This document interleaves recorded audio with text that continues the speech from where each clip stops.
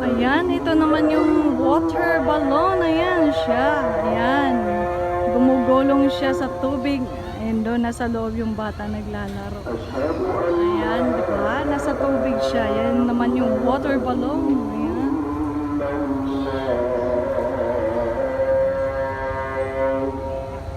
Ayan, naglalaro yung bata sa loob. Tumatalon-talon habang gumugulong yung water balloon.